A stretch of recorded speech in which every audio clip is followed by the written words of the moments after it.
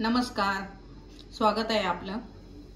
तर आज आहे कार्तिक एकादशी, त्यासाठी आपण खिचडी बनवणार आहोत साबुदाण्याची। हे साबुदाणे मी रात्री भिजत घातले होते, छान भिजले ते आता। आणि इकडे आपण शेंगदाणे भाजून घेतले, छान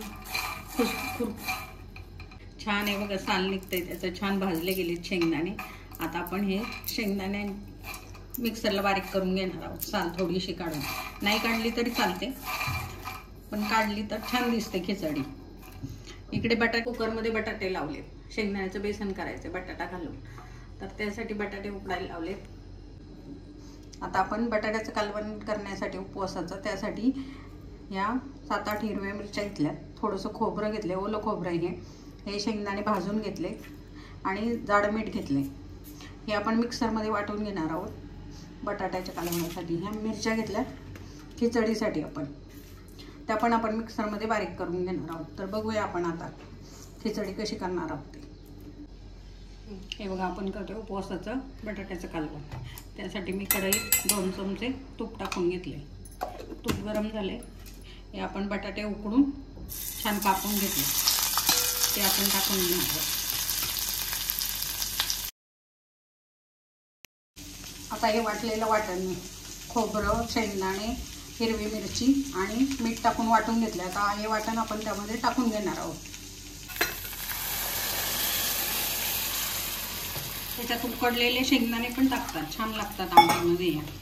ही उपवासाची आमटी आमच्याकडे खिचडी बरोबर केली जाते। जसं तुम्हाला घट्ट पातळ पाहिजे त्याप्रमाणे पाणी टाकून घ्यायचं आणि आमटी छान उकळून घ्यायची 7-8 मिनिट। तर आता आपण ही आमटी शिजेपर्यंत खिचडी करून घेणार आहोत। आता आपण खिचडीसाठी कढई गरम करत ठेवली, त्यामध्ये तूप टाकून घेणार आहोत, तेल किंवा तूप काहीही चालतं। आता आपण तूप टाकून घेतले, आता आपण त्यामध्ये ही वाटलेली मिरची टाकणार आहोत।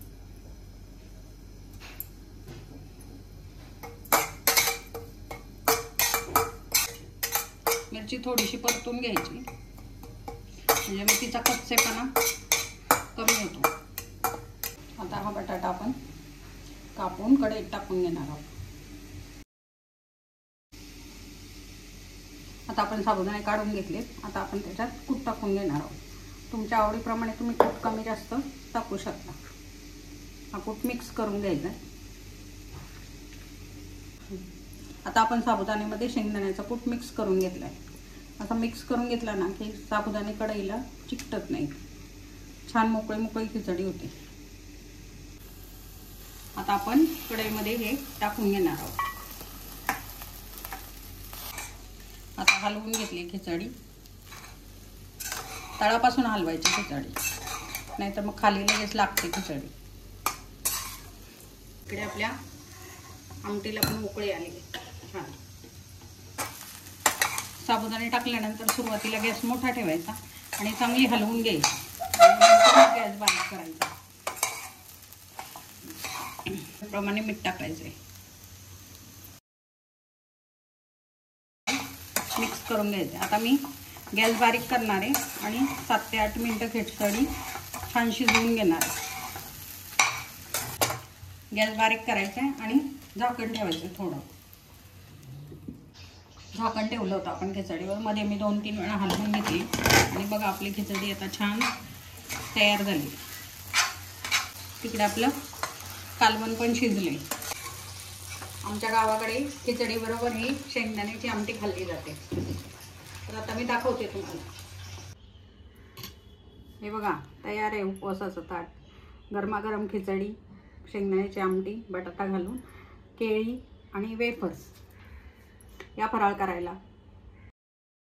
कशी झाली खिचडी पप्पा? रामकृष्ण हरी माऊली, या खिचडी खायला।